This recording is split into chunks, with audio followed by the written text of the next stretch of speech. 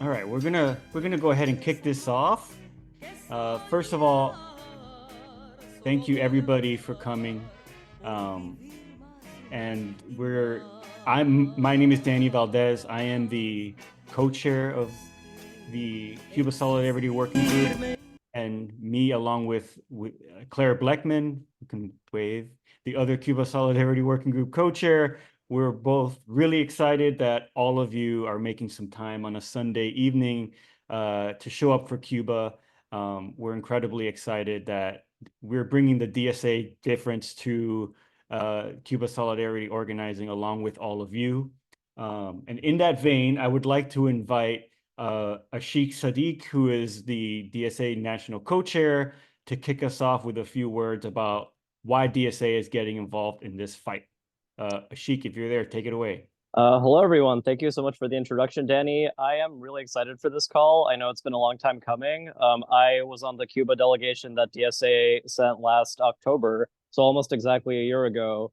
And it's been just so impressive to see this work come together in a much bigger campaign. Like many folks in DSA and outside of it have been doing Cuba solidarity work for many years to help, just build like really anything from within the belly of the beast to limit what the like all the harm that the U.S. has been doing through the embargo on Cuba. And the effort that I've seen develop within DSA has just been really inspiring, like both on its own terms to see Cuba solidarity campaigns develop, like all the resolutions that a bunch of our chapters have played a core role in passing. But just to see that really the degree of consensus that has been built across like many levels of our organization for this work in particular, but also in general, has been like a really impressive organizing feat. Like we have lots of debates and like disagreements within DSA and within the broader left on a whole range of issues. But to see such a strong consensus develop that we as DSA should intervene on Cuba to end the embargo has been really good to see, like knowing about the history and like learning more about like uh, just like how the embargo itself developed and has been maintained by the power structure in the United States, but also, different orientations on the broader left toward Cuba, kind of like dissolve in a period where a lot of our members really just put a lot of work into organizing a lot of members into understanding the role that the U.S. has played in limiting, just the huge accomplishments that the people of Cuba have made since the revolution. And I like my eyes were really open to that being on this delegation where 40 something DSA members from across many chapters, across different types of organizing, spent almost a week there. And just a few things that really stick out to me that I've thought a lot about over the past years were just things like, being there the month in the weeks immediately after October 7th, when Palestine was on all of our minds. And it was just very clear that we would have to figure out how to intervene in this moment. um, every meeting that we went to with different representatives of different departments or just like clinics or types of work started with a moment of silence for the people of Gaza, and just just framing like the basis of solidarity with the people of Palestine. That was just really foregrounded in those moments, and just like all the conversations we had with everybody at many levels of society, whether they were party officials or hospital workers or teachers or whatever, just like so clearly synthesized like concepts that as socialists, like I feel like often it's hard for us as activists to speak in clear language about what we're trying to do beyond just existing activists.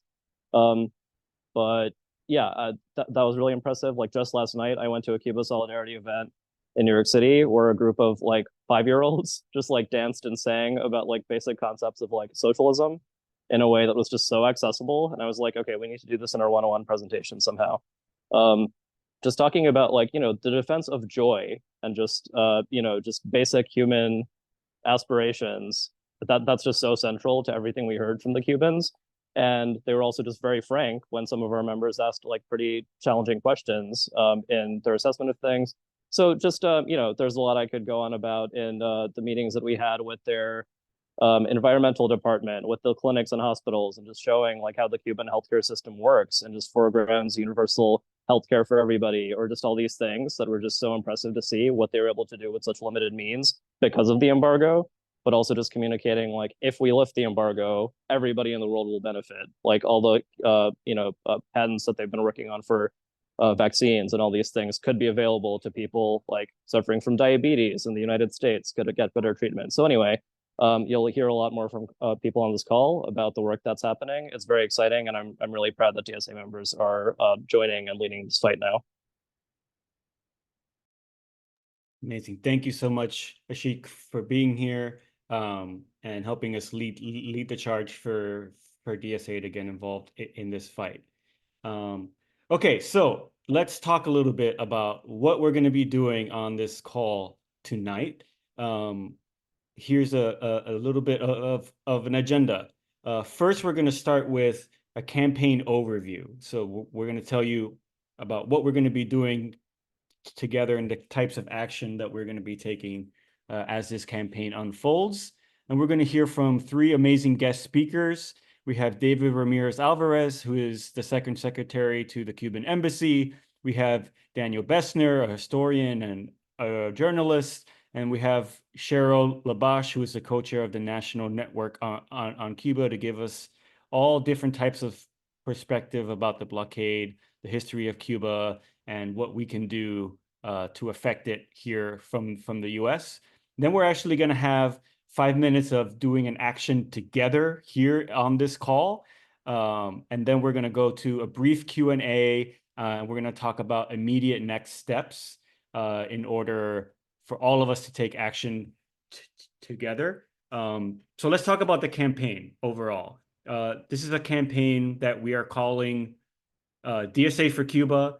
And the idea behind it is to mobilize DSA chapters, leverage DSA elected officials, and mobilize our brothers and sisters in the labor movement to take advantage of what we see as a political opportunity during Biden's lame duck session, or not lame duck session, but the lame duck part of his term between the election and January when we inaugurate the next president. This has sort of like historically been a time where presidents do sort of big legacy building things on their way out. For example, Trump on his way out took the action of adding Cuba to a list of from the State Department that is called the State Sponsors of Terror list. That really drastically escalated many of the restrictions that Cuba was already facing due to the blockade, and basically cuts Cuba off from all kinds of international trade and from the international market. And Trump did that 9 days before he left office. And so what we want to do is urge President Biden to undo Trump's restrictions on Cuba so that we can at least get Cuba removed from this list. And that will go a long way into at least getting Cuba to a place where they can stabilize their economy. They can start to bring in the sorts of basic humanitarian needs that they have for their people. And that will be the first big stop on the way to bringing the blockade down altogether. So can we advance to the next slide, please? Yes, here it is. Okay. So how are we going to do that? Number one, we're going to mobilize DSA chapters, and that's where many of you are going to come in. All of this is in service, again, of building pressure on the Biden administration and hopefully what will be a Harris administration to remove Cuba from the state sponsors of terror list. And we're going to do that by building pressure through having constituent meetings and lobbying meetings with members of Congress. One of the reasons why we asked everyone to add their location to their name is because we want people to identify others in their area or that are close to them, where we can start to band together and start to plan some of these calls and some of these meetings. And we're going to hear more about this step and how we're going to prepare all of you to do that soon. The second thing we're going to do is leverage elected officials. We want to activate DSA endorsed officials, whether they be local, city council, statewide, and hopefully some of our federal elected officials to really build public pressure on the Biden administration. For those of you who don't know, on October 30th of this year, the UN General Assembly will be taking up a vote, which they take up every year, on a resolution brought forward by Cuba calling for the end of the U.S. Blockade, or the embargo, as it's called here, on Cuba. Historically, there has been near unanimous votes to affirm this resolution, to call for the end of the embargo. I was at the UN last year when this vote took place, and the only two countries to vote no were the United States and Cuba. And so there were 187 other countries in the world, virtually every other nation on the planet, that voted to end the US embargo on Cuba. And I think it says a lot, given where we are right now, in terms of like the geopolitics of the world, that the US and Israel are the only two countries that want to keep the blockade enforced. And so around this vote, we're seeing that as an inflection point, as sort of a media moment, and we're going to use our elected officials to put out statements and really make a big stink around this vote, which we think is really important. And the third plank of this campaign would be to organize or to engage organized labor, particularly the UAW, who, as we all know, has been really great and really has really centered Gaza and the genocide going on in Palestine in their international and political work, and we want them to do the same for Cuba. And so we're going to be engaging them and other unions in that fight as well. So yeah, again, all of the idea here is using all of this to build a pressure campaign to get Cuba in the conversation internationally, to really build pressure so that, just like Trump did 9 days before, the question is, what will Biden do 9 days before he leaves office, or sooner, hopefully. And so that's the political moment that we're trying to exploit here. And we're going to do that using these three planks. And that is the campaign. That's the DSA for Cuba campaign in a nutshell. We'll have some time for Q&A later. So if folks want to drop questions into the chat, we have some chat readers and chat scanners who will be scanning the chat for questions. So any question that you guys might have, put them in the chat, and some of our folks from the IC and others will be picking it up and asking it later for you. Okay, so that's it for the campaign section of this call. That's what our campaign is going to be. That's why we're all here. I hope we're all hyped. If we're all hyped, can we put some hype in the chat? You can type hype. You can put a Cuban flag in the chat. Put some sort of emoji. I already see I'm stoked about this. Yes, Cuba sí, bloqueo no. Cuba sí. Love it. Yes, yes, yes. Viva Cuba. Incredible. Yes. Wepa, I love that. Venceremos. Atlanta's on board. Who else is on board? What other chapters are on board? NYC's on board. Rochester's on board. NC Triangle's on board. Pittsburgh's on board. Look at this. How can we lose with this group of people here? Charlottesville's on board. Amazing.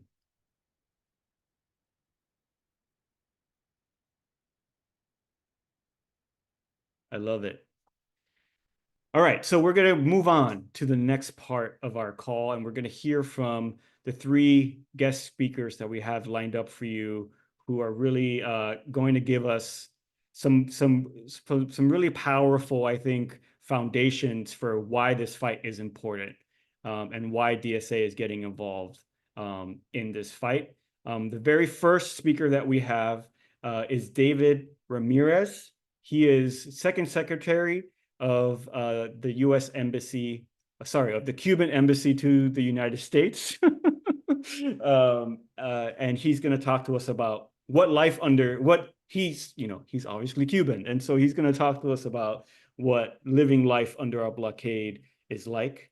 So David, if you're here, go ahead and take it away. Hello, can you hear me? Yes. All right.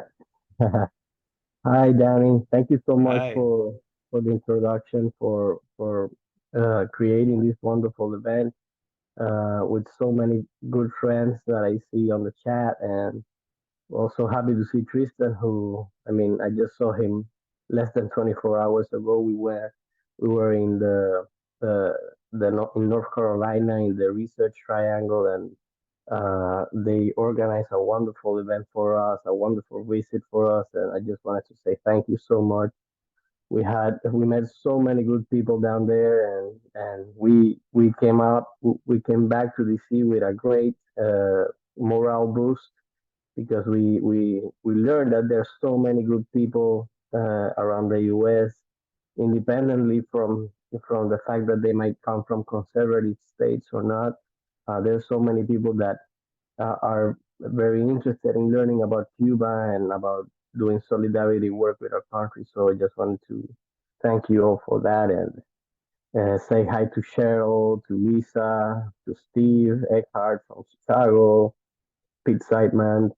So I think I saw our colleagues, friends from Tampa, who unfortunately, because of the hurricane, we had to cancel another trip that we were going to do to Tampa. But thank you again for being so solidary and helping us out in organizing stuff that unfortunately we could not see happen. Obviously, Steve from Massachusetts, love you, Steve. And well, okay, so let me stop talking nonsense and go straight to the subject.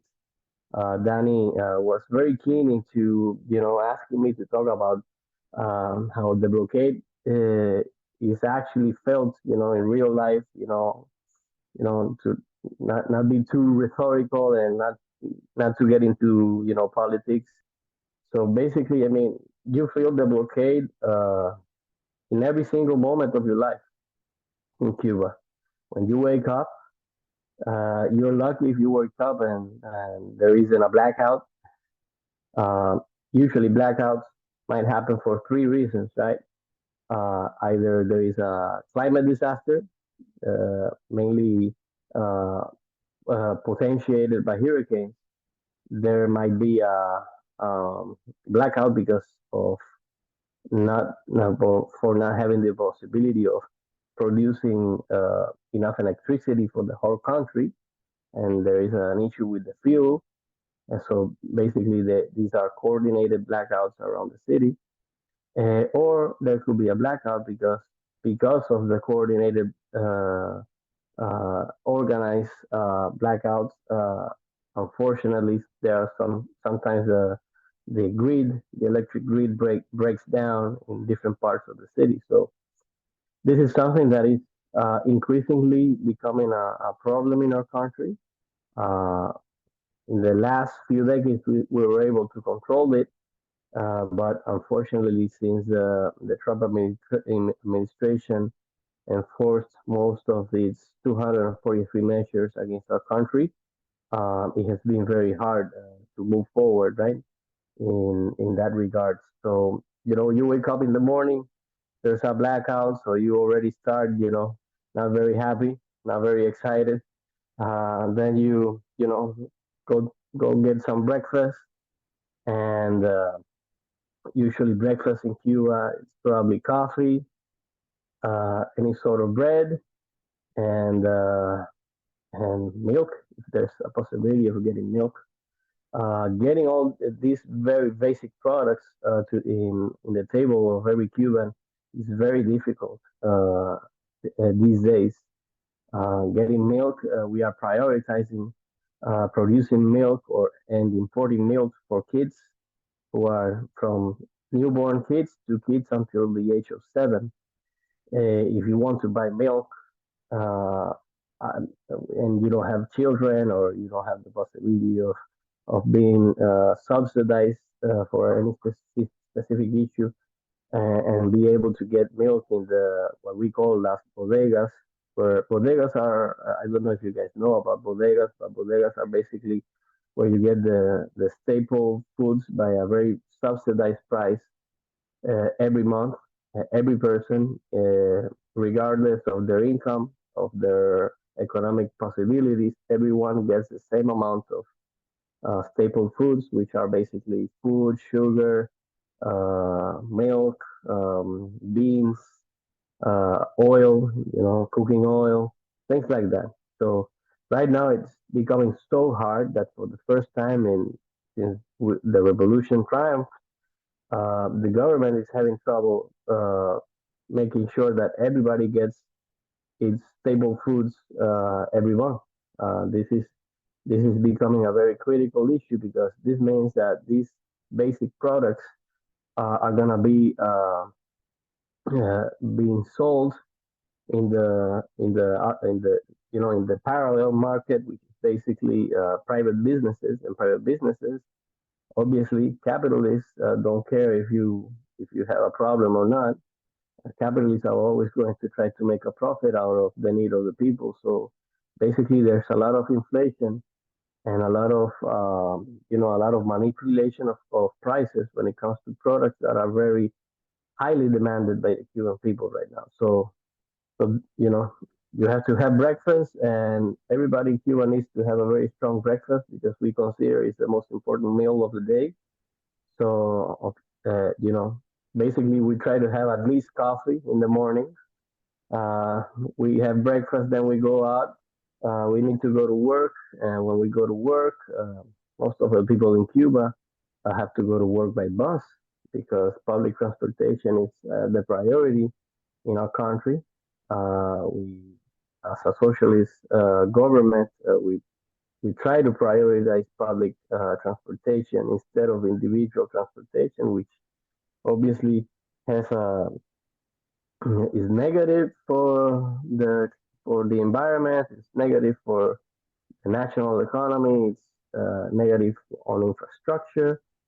But at the end of the day, we prioritize public transportation. And nowadays, we're having problems with the buses.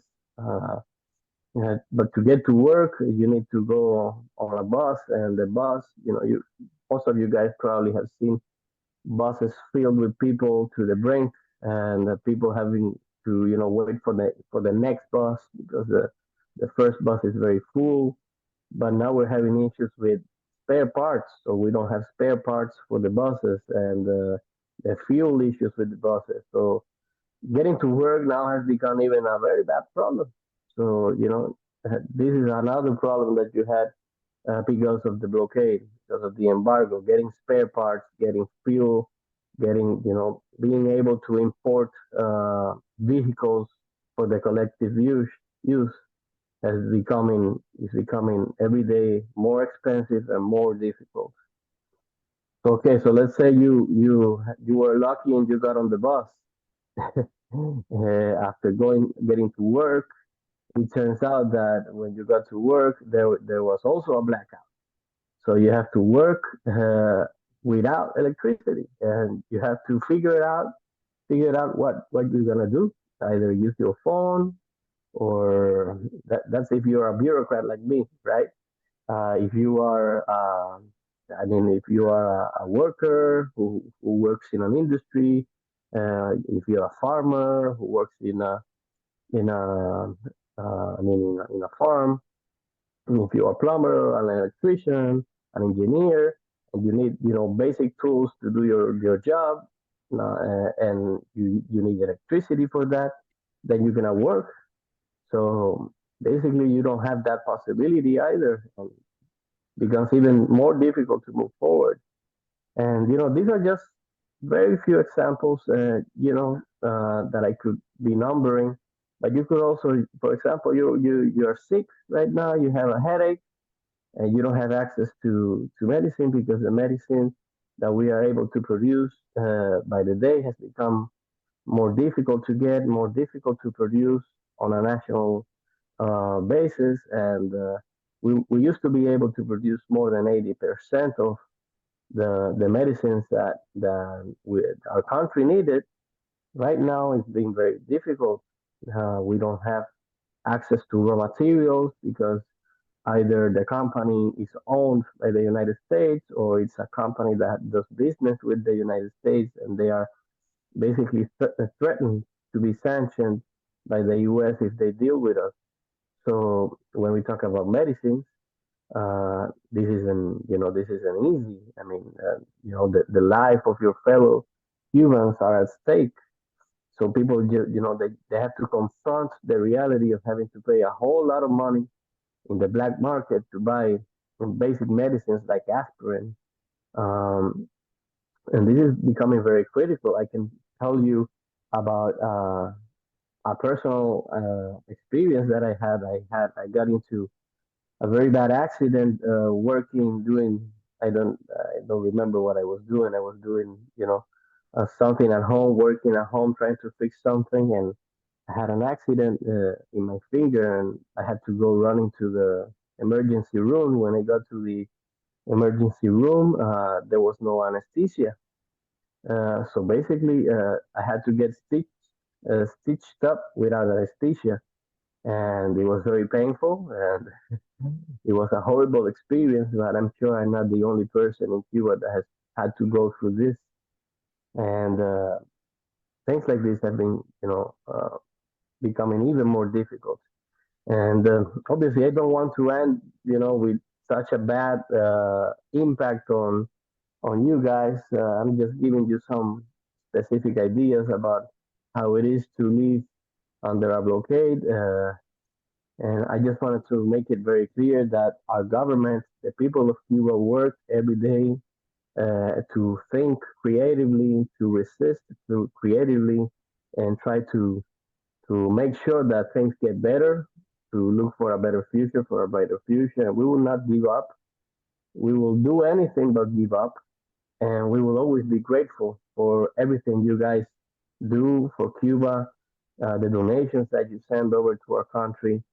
We're always going to be grateful for the trips that you take down to our country because you give us hope. You give us hope that if the citizens of the United States are on the side of good and of the side of our country, then nothing can beat us. So thank you so much. I hope this has been useful, and I'm looking forward to answering any questions that you might have. Thank you. Thank you so much, David. That was heartbreaking and motivating at the same time to really get this done. Let's all put some fist emojis up in the chat like Greg did to let David know we're here. We're fighting alongside you, Cuba, in solidarity with Cuba. And I just want to underscore that like everything David described, all of these effects of the blockade are on purpose. They're not by accident. It's literally the policy of the blockade to starve the island and to starve the economy on purpose. And to give us some of that broader perspective and a little bit of a history lesson in terms of U.S.-Cuba relations, I want to bring on historian, journalist, host of the podcast American Prestige, Daniel Bessner. So Daniel, take it away. Oh, well, thank you, Danny. And I just want to say thank you very much for inviting me. It's nice to speak to people who actually go out and do the work. I'm an academic, and we mostly talk about doing things and don't actually do them. So I really do appreciate the opportunity to address people who are taking necessary action against a policy and an empire against which action needs to be taken, as the last, I don't know, 70 years, 300 years have demonstrated. So I think the thing that I'm going to do is because I'm not an expert on Cuba, and my fellow speakers could talk about Cuba much more coherently than I can. I am going to talk about Cuba, but I wanted to take a little bit of a step back and try to place Cuba within the larger historical context and really the structure of the United States, because I think as socialists, it's really important to focus on structures. And I think this is what makes socialism and Marxist thinking different than other types of thinking. It's really the emphasis on larger shaping structures. And I think that basically, as everyone here probably knows, the United States is an empire and has effectively been from its beginning.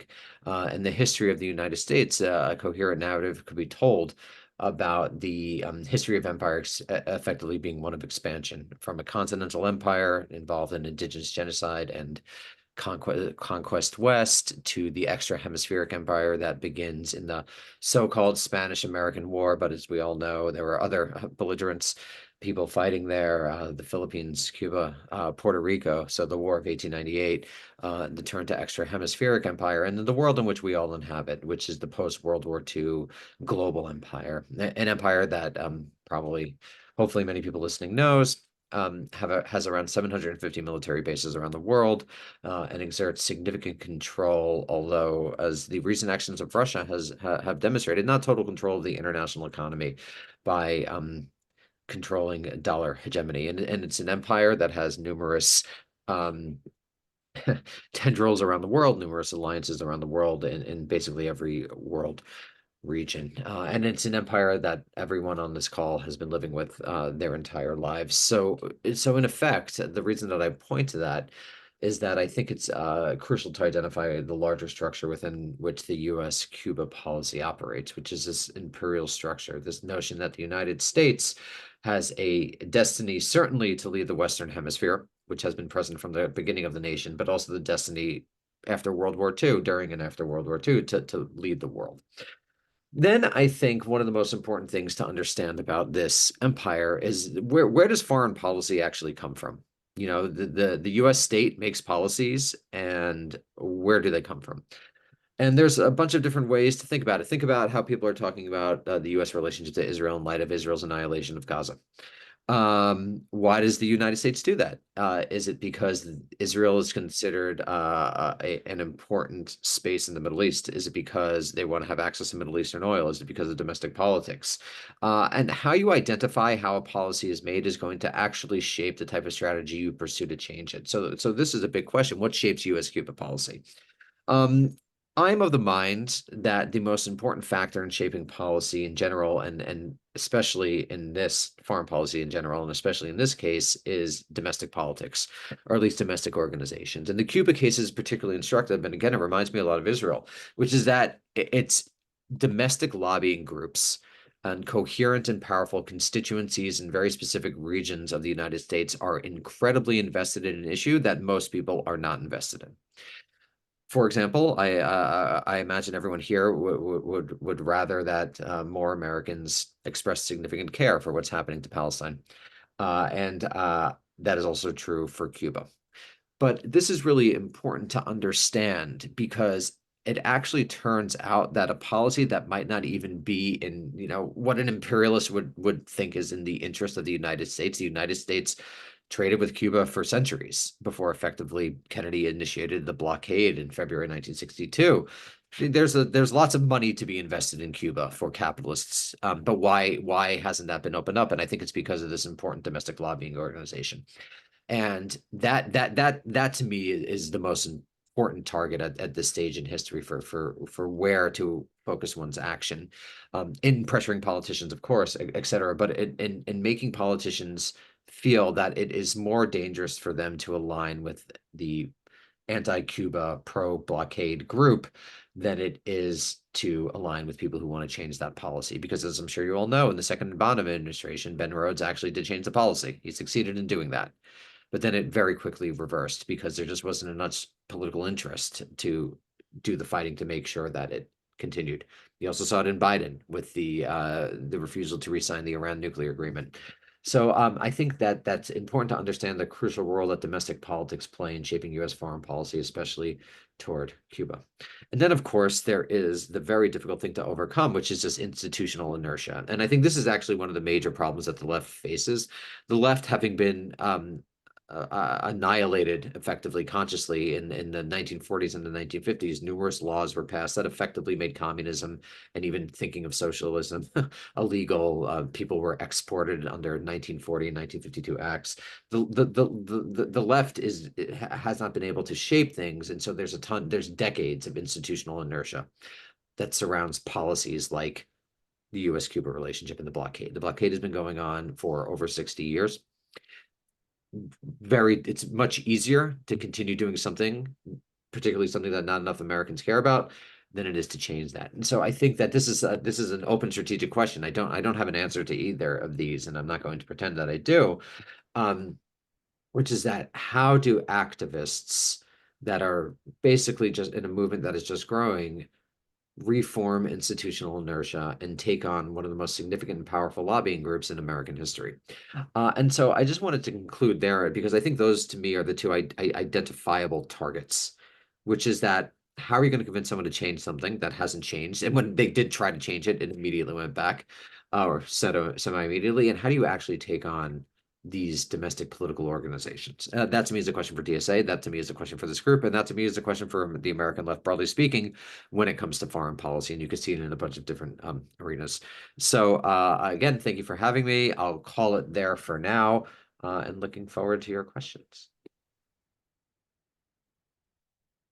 Thank you so much, Daniel. And you know what? We're going to show the Biden administration and the US government what people who care about Cuba can do. So let's all put a muscle flex emoji in the chat just to show that we're all committed to how we're going to do this.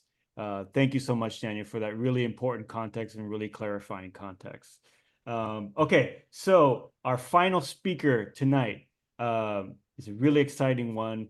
Her name is Cheryl LaBash. She is the co-chair of the National Network on Cuba, which is a big national coalition of different groups that works together to end the blockade. And she's going to give us some rousing, inspiring words to get us on our way. So Cheryl, if you take it away.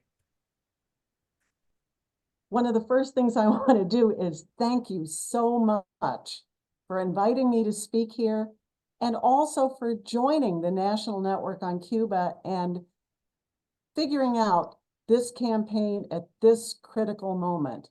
Because the fact of the matter is we can change the blockade. We can change it incrementally with getting Cuba off the lists, but fundamentally, we can end the blockade in our lifetimes, even in my lifetime. I just want to reflect a little bit historically and a great thank you. I saw the pictures from North Carolina where DSA had signs that said, "Hands off Cuba."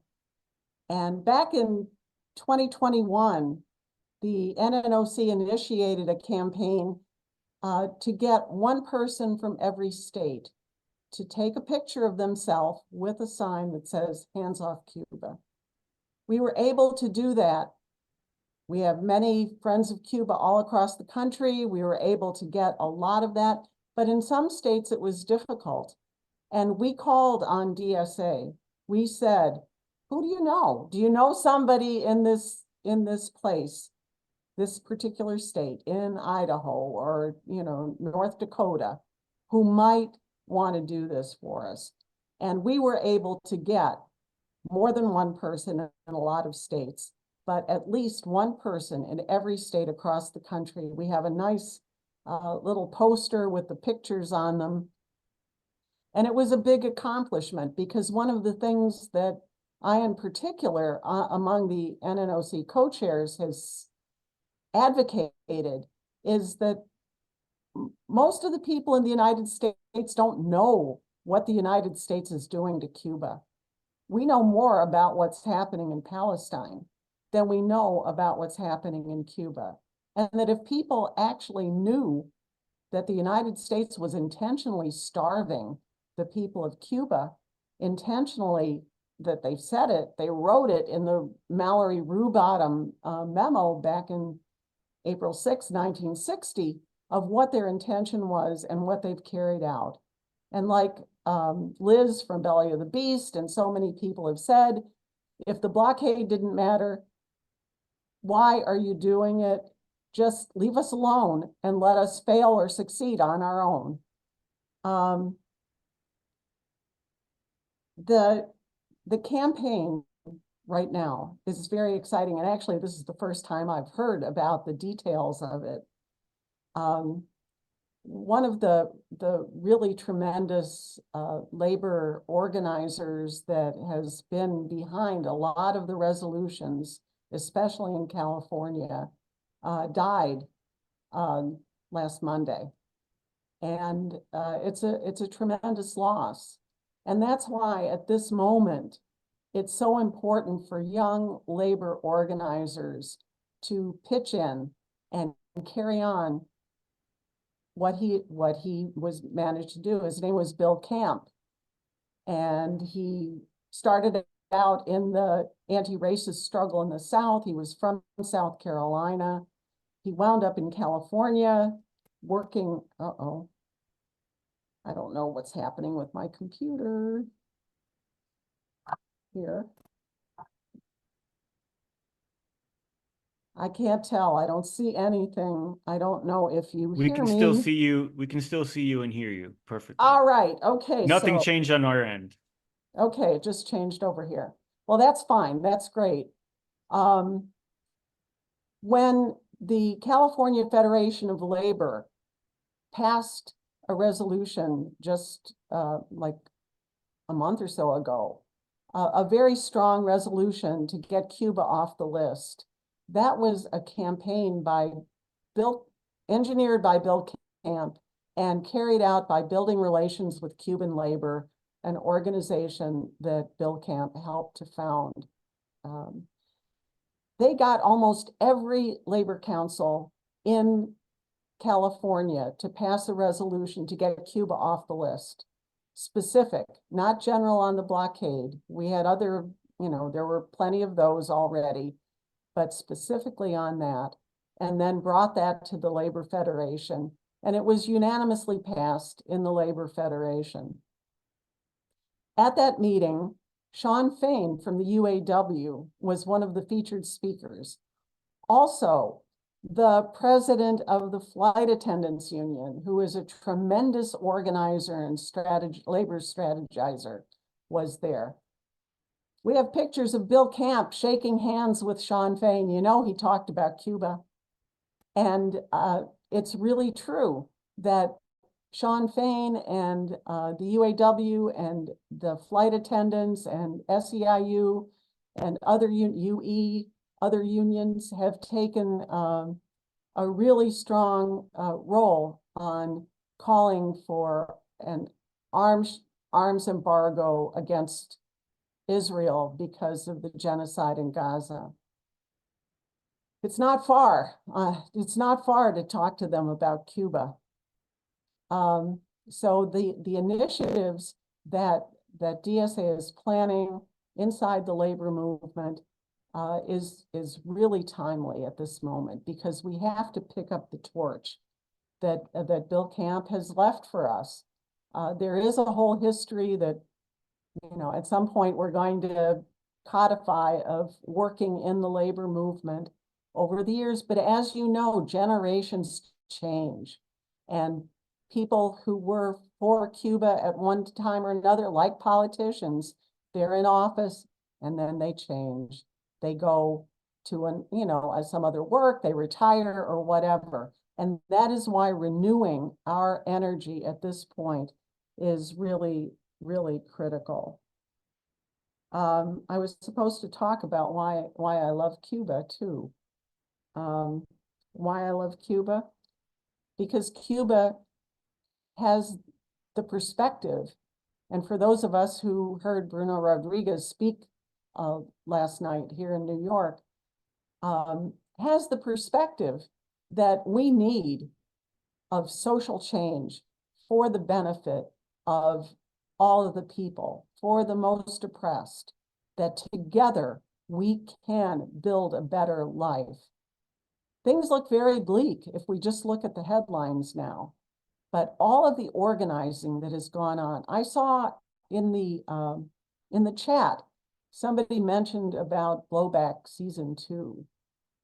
Well, Blowback Season 2 was my first indication that there was something beyond the traditional Cuba solidarity movement that was happening inside the United States. It was happening alongside the Bernie Sanders campaign and all of the sad things that happened with that.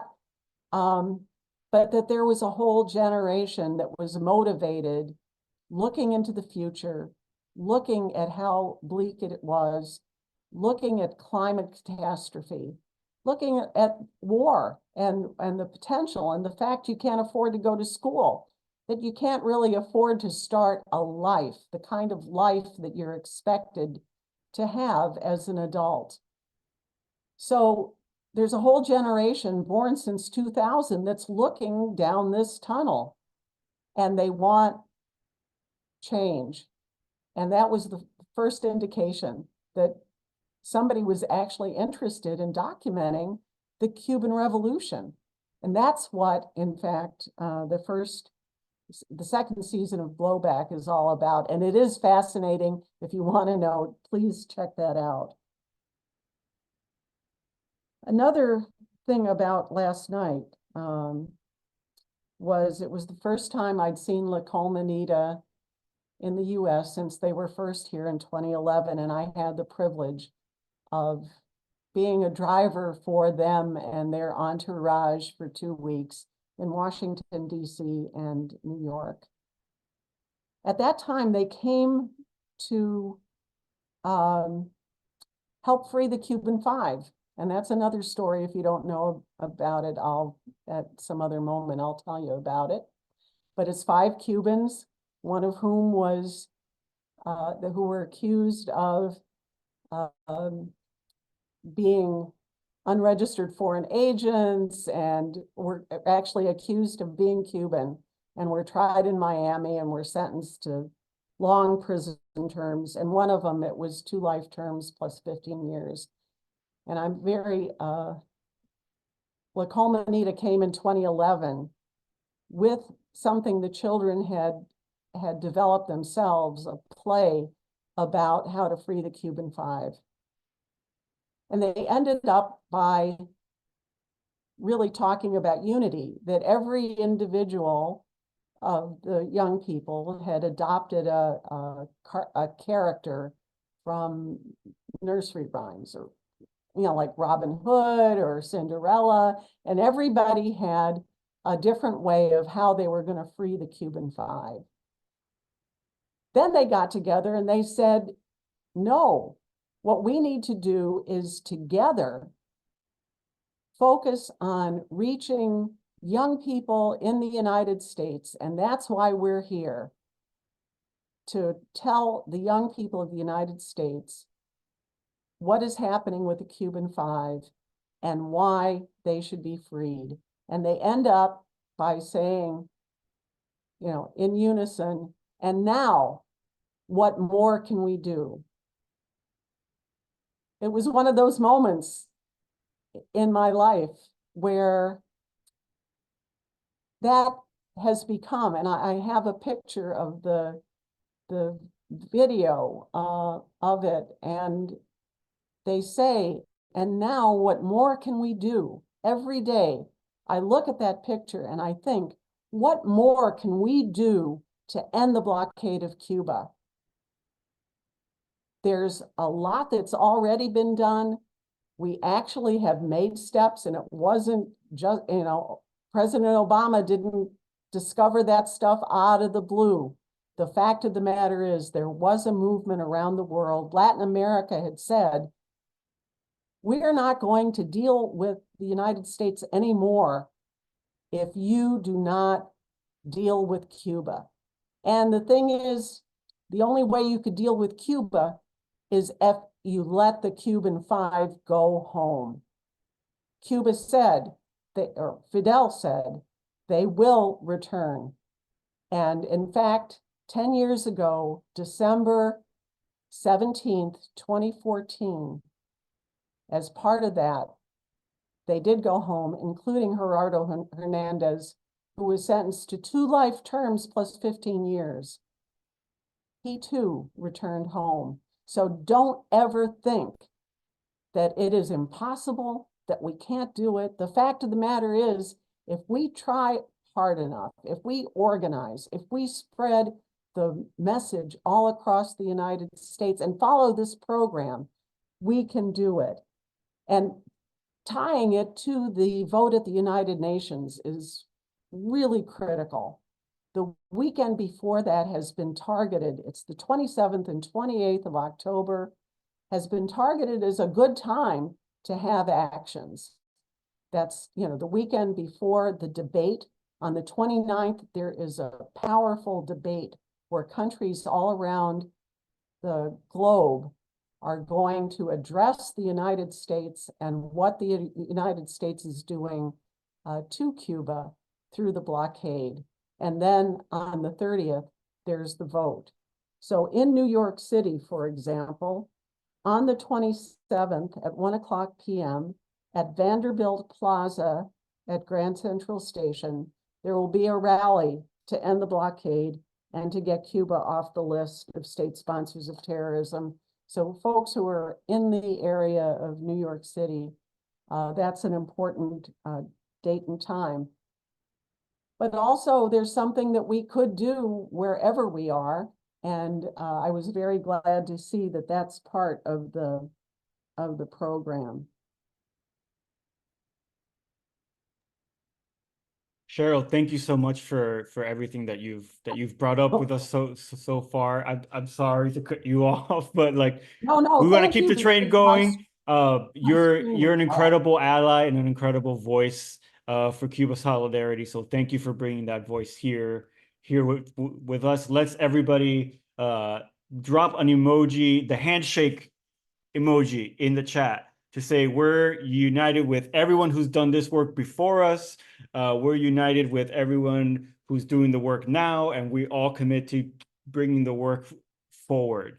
And we will be working with the NNOC and with the Cuba C Coalition very closely over the coming months and years, I suspect. So thank you, Cheryl, so much for sharing everything that you were able to share. And I have something exciting to share. Cheryl brought up Sean Fain and the UAW. We have a website, a link ready to go right now. If you are a UAW member, you can go to uawforcuba.com, where there is a petition that is ready to go. There's information about how to organize your local of UAW, and we really are kicking that off, what's the phrase? Hit the ground running. We're hitting the ground running with this labor effort. So please go to uawforcuba.com. Steve and Claire are going to be dropping that link a few times. So please go there. That's sort of one of the first big things we can do and start to take action on this campaign together. And I'm actually going to now turn it over to my co-chair, Claire, who is going to tell us about the second thing that we're all going to do together on this call for Cuba. Go ahead, Claire. Yes, friends, comrades. I hope you are super hype. I hope you are happy to be here. I'm so excited to see so many of you. We broke 100. Amazing, amazing. So obviously we're all about the praxis up in here. And the first thing we are going to do is we are going to write a letter to our president, Joseph Robinette Biden Jr. Link in the chat. We're going to write him a letter. It's going to tell him that we want Cuba off the state sponsors of terror list, okay? One of the big things that all of our speakers have talked about tonight is that it's important that our elected officials know that there are people out here like us that care about Cuba, that want things to be done on Cuba. They can't just be sitting on their hands. We want Biden to get off his duff, get off your duff, and just remove Cuba from the state sponsors of terror list. This is an easy thing for him to do.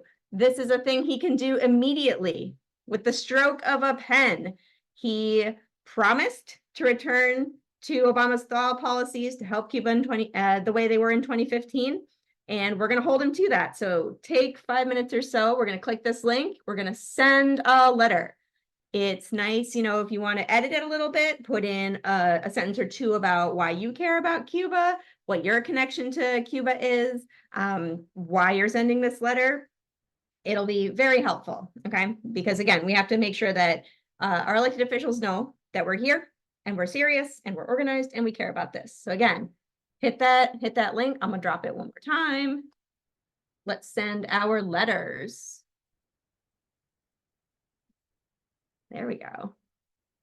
And that way just a we can little- all say, we did it, Joe. We removed Cuba from the U.S. state-sponsored terror list. And to really bring it home here, again, stroke of a pen. This is something he can do right now. I don't know what he's doing up there, but this is something he can, you know, write a quick letter, write a quickie letter to Congress and say, hey, this is what I'm doing. He doesn't need a vote. He doesn't need to form a committee about a committee. He doesn't need to do months of study.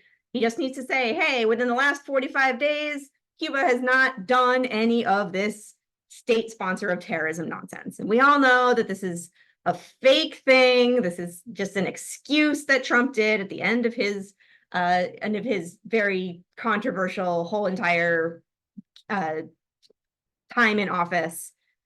Easy thing that Biden can do to prove to all of us that he's got it, you know? So again, send those letters. Send a letter to Biden. This is the first thing we're going to do. And then we're going to take it down to all of your other reps too. We're going to come in person. We're going to tell them it's going to be great. And Danny will tell you more about that in a minute. But again, here's where we're doing it. Send in those letters. Flood them up. I don't know. Is it hype enough? Should I pick an emoji for the chat? Is that what all the streamers are doing? When you sent the letter, put a pencil or a pen emoji in the chat. How about that? Put a pencil if you're done. You know, when the teacher says, eyes up front when you're done. That kind Drop of your thing. pencils. Drop their pencils. Oh, so many pencil emojis that are different. We are living in a golden age of emojis, everybody. I want to, you know, I want to I acknowledge should have done the salute emoji. Damn. Who says capitalism hasn't produced wonders? Cuba needs more emojis. And the blockade. They got old computers down there. They've got Windows 95. They need more. They need better. They got 2G internet. We need to bump them up.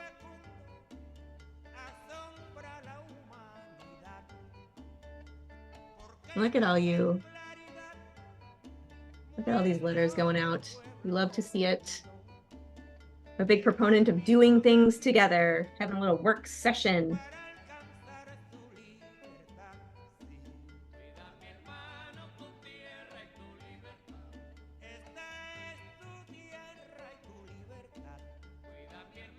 You can also type pencil. That's totally valid.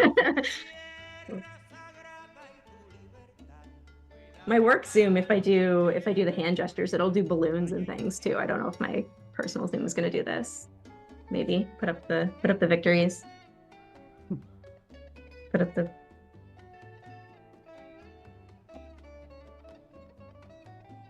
Look at all these. Yeah, if you've got questions, the Q&A is coming up in like 5-10 minutes. We're going to talk a little bit more about the details of how we're going to do this campaign and all of the visits. And then we will have time for Q&A. So if you got Q&As, drop them in the chat and we will compile. Oh, a computer, very fancy, Nancy.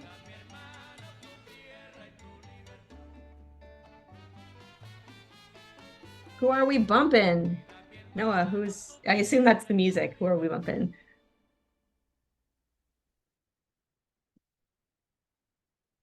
One second, I'm checking. Okay. You know what? It went away. Hold on. This is Danny's playlist, so you know.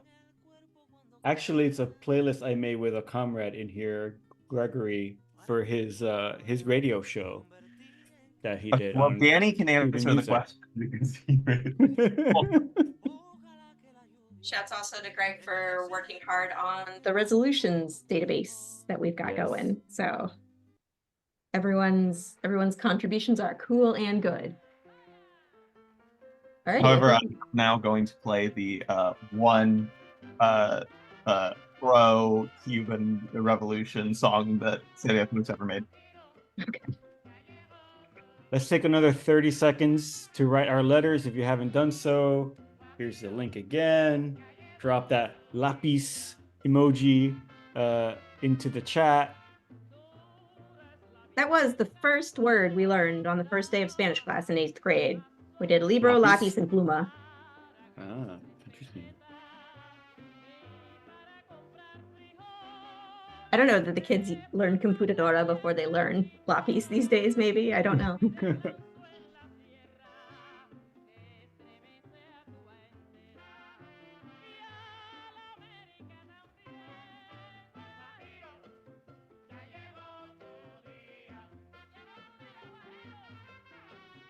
All right. Super matter if you're So- LA or OKC, Biden is your president either way. Yeah, that's right. So Thanks, thank you everybody for taking action with us together. That feels really, really good to do something all together and at once. And that's a feeling that we want to replicate over and over and over and over again as we embark on this work to get Cuba off of that state sponsors of terror list and ultimately end the entire blockade altogether. So we're going to wrap the call up now, sort of come in for a landing. We're going to talk about some immediate next steps. We're going to take a couple calls. We're going to take a couple screenshots of all of us here together. So don't go quite yet if you want to be in the screenshots. And then we're gonna wrap up. So a few next steps. One thing that we want to encourage everyone to do is look through the attendant list. And if you see somebody who is in your area, in your chapter, in your state, send them a DM, exchange contact information with them, form a little Cuba cohort inside of your area or in your chapter, so that the people who are really motivated to work on Cuba stuff together can all get together and communicate with each other, make a little Signal group. I'm sorry to make everybody join yet another Signal group or a WhatsApp group, or it's just a straight up text chain. That works too. But DM them here on Zoom so that people can talk to each other and start to form those really important relationships. And that's how we're going to carry this work forward. We will also make sure to connect folks after based on your information in Action Network, but we think it's a great thing to just kick off right here and start putting together. So again, look through the attendant list. You can click on where it says participants. If you see somebody in your state or in your chapter or in your area, send them a quick DM here on Zoom and get to know each other and maybe exchange contact information. The second thing that we would like you all to do is to sign up for the campaign overall. We're going to drop a link now to the campaign page. And this is a great place to get registered with a campaign, get on our list so you can get our next emails about what's coming up, get information about actions, get information about updates with the campaign as they're going on. Can someone drop the link for that in there? There it is. So it's at actionnetwork.org/campaign/DSA for Cuba. So please click on that. If you hopefully Action Network will just populate all your information in there. Make sure you're on that list so that we can all stay in touch with each other. The next thing we want to say is we're going to share some campaign materials as well.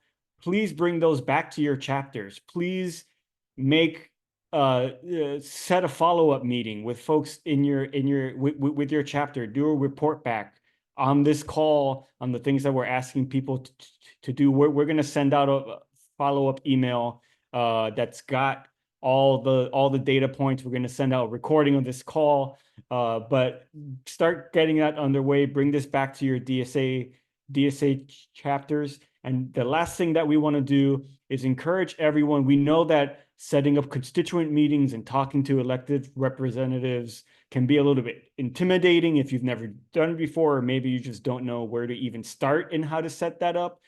We got you covered. We are going to have a mass training with DSA folks and folks from the Cuba Solidarity Group, ACERE, who are going to help us figure out how we're actually going to do this. We're calling that call Speak Up for Cuba. The link for that is, I think, also in the chat. Thank you. Yes, so we've got a toolkit on how to have a constituent meeting that Claire just dropped. We have an ACERE training on how to do constituent calls and constituent meetings there as well. And we have finally the link to actually sign up for the campaign itself. All of those links are going to be in the chat. They're going to be posted several times. Make sure you check all of those out. Favorite the toolkit. Sign up for the ACERE training that is going to teach us all how to navigate the process of setting up a constituent call and demystifying that whole process for us. And then get involved in our organizing as Steve just posted. That's the campaign link that we would like all of you to sign up for. So while we're doing that, why don't we take a couple of questions from people, and then we'll wrap the call up. Do you guys have any, who's going to lead? Who's going to drop the questions for me and for us? We're getting them. We're getting them. We had a question, Matt from Worcester, DSA. Nice pronunciation on that. Yeah, Worcester. My friends from Worcester, that's how they say it. So that's what I got to say. Are there public demonstrations involved in the campaign, protests, rallies, tabling events, and what kinds of promotions do we have in mind? Yes, I mean, I think a very big one, just right off the bat, will be that October 27th rally that Cheryl mentioned, and I think I might have put the flyer too in the chat. That's going to be a big moment because that is just a couple of days before that UN vote, where we expect basically the entire world is going to vote to condemn and call to end the embargo. There's the flyer. Steve just put it up there. That's October 27th at Grand Central Station, at Vanderbilt Plaza, which is just outside of Grand Central Station. So that's one demonstration. And the answer is yes, there will be others. Maybe we can collaborate with different chapters and figure out what might work well for some chapters. Might want to do some tabling, or some chapters might want to do other ways of engaging people as well. But yes, public action, public education about the blockade is a huge component of what we're trying to do here. So yeah. And Danny, can I also add that in Yes. many cities on the last Sunday of the month, there's a caravan called Puentes de Amor that does like bicycle caravans or car caravans, or sometimes just standouts. So look up in your city if there's a Puentes de Amor, and I'll spell that in the chat, where you can join a public demonstration and bring your DSA flags, wear your swag, and show up for Cuba in these outdoor events. And I want to also say a dream of mine would be for somebody to go to a Kamala Harris Q&A event and ask a question about Cuba. So if she's having an event like that, she hasn't done, I don't think that many Q&A events, but it would be great to just ask her directly in a very polite and calm fashion, what can she do for Cuba? Can Cuba get off of the SSOT list? Okay, next question. Yeah, I got a question, Angel from from Oklahoma. How do you respond to people who try to blame all the hardships brought on by the embargo on the Cuba government itself? My response, I'm Cuban American, so this is personal for me because it's a thing I've heard my entire life. I always reiterate the embargo is an internationally recognized and condemned thing that the entire world votes to condemn it every single year and has for the last 30 years. The embargo acts in ways that prevents Cuba from even engaging with other countries that are not the United States. It prevents them from even having like credit in any meaningful way. So even if the Cuban government were just as like ineffective and corrupt as the United States government, which I personally don't believe is true, they would have the additional impediments and obstacles of getting over a blockade that is put on by the most powerful economy and military power the planet has ever known, and a policy that is purposely put in place and it will continue to be enforced to strangle Cuba into submission. So, no one is saying that any government, including the Cuban government, is perfect or sort of like on some kind of a pedestal. They have problems with government just like any country does. But when you add to that the effects of a blockade of 65 years, it's undoubtable that the blockade is the thing that especially we as Americans can work to undo. Let Cuba live, as the saying goes. Okay, we got a question. JCG from Memphis. While we work to break the levee of the blockade, Cuba may be flooded with neoliberal policymakers licking their chops. So what should socialists in Cuba and the international community do? What should we prepare for as we organize against the SSOT designation and blockade? I think that's a really good question. It's a question I think about quite often as a socialist.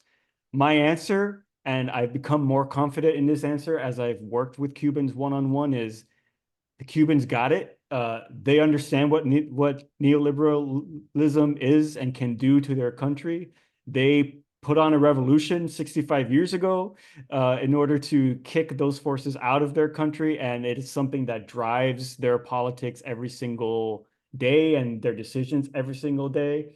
So I trust the Cubans to answer those questions for themselves. And for me, the main priority and the thing, again, that we can do as Americans is to end the blockade. That is our main focus and our main goal. Anything that comes after that is for the Cubans to determine their own policies and their own destinies, and we can help push them in the right direction, and we can help to make sure that we curtail the kinds of effects that we don't want to see. But our number one goal is end the blockade, because that's what we can do from here.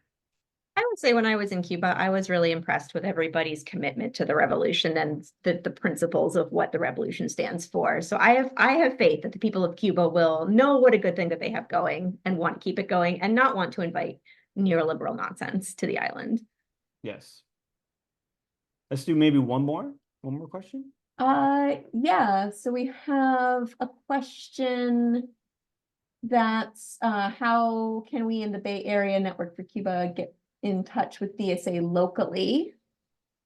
I think Steve answered. Steve's that gonna one? Handle that. Yeah. Okay.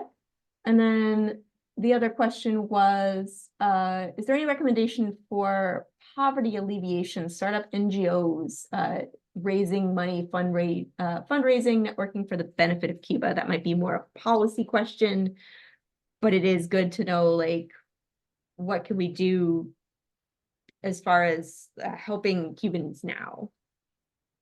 I think a big thing is going to Cuba. That's something that our Cuban comrades tell us all the time. The best thing that really you as an individual, outside of acting collectively with an org like DSA, can do for Cuba is to go to Cuba, see it for yourself, go on a brigade organized by the NNOC. DSA has had one delegation and we're planning more. Or straight up just go on your own. It's really not that difficult. It's sort of seen as a very difficult thing, but one of the things we want to do as part of this campaign is also kind of teach people how to go to Cuba, because we think that's a very important plank. And everyone who goes to Cuba, no matter what their politics are, always comes back kind of like understanding and ready to put in the work. So yes, I think that's the number one thing. I don't recommend directly fundraising on your own for Cuba. it's tricky and can get you in hot water. So, but you can go to Cuba, and it is a hugely beneficial thing that you can do for Cuba and for yourself. When you go to Cuba, you can also bring supplies that Cubans need. That's right. Yes, thank you. And when you go to Cuba, you can bring suitcases worth of supplies, which is what we did as DSA when we went to Cuba as well. Okay, so thank you everybody for coming. This was incredible. The turnout was incredible. I hope everybody feels invigorated and hyped up and ready to do the work. Before we go, I would love to take a couple screenshots of everybody who's here. So if we could, and if you're comfortable, no pressure at all, but get on that camera so that we can take screenshots. Who can take a screenshot of the people running the... I can do it, I guess. But can you unpin me and Claire so that I can see everybody? We'd love to see you, but we want to see everybody. Would love to see everybody. Yes, okay. And we're all going to raise our our right fist so that it looks like our left fist is up in the air. Unless your video is mirrored, then raise your left fist. But for most people, I think we want to raise our right fist. This might take me a minute because there are 4 pages of you here. So, okay, let's do it. Just hold for a minute. I'm going to take these screenshots. That's 1 page. And that's 2 pages. And that is 3 pages. 1 more. 4. Okay, awesome. Thank you. We did it. Thank you everybody so much for coming. It's so great to see the energy in DSA and beyond to do all this stuff together. And we look forward to hearing from you and seeing you really, really, really soon. And come to So our thanks monthly again. meetings. We have monthly Yes, come Cuba to Solidarity meetings. Come to the monthly meetings for the Cuba Solidarity Working Group. You'll get emails about that. Bring this back to your chapters. Bring this back to your friends and your comrades. Let's get Cuba off the list and let's end the embargo. Let's do it. Last Sunday of the month. Cuba emojis in the chat on your way out. Cuba emojis in the chat on your way out. Cuba flag, sorry. Yes, yes. Good night, everybody. Good night, everybody. Thank Buenas you. noches. Thank you. And thanks one more time to all our guests, to David, Daniel, and Cheryl. Yes. Thank you so much for coming out tonight. We love to see it. Thanks to everyone from the delegation that came out too. We love to see your faces again.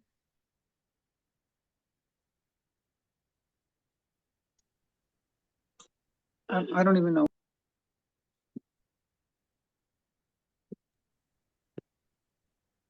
Aw. Wait, I'm gonna stop recording. Let's see, Tampa.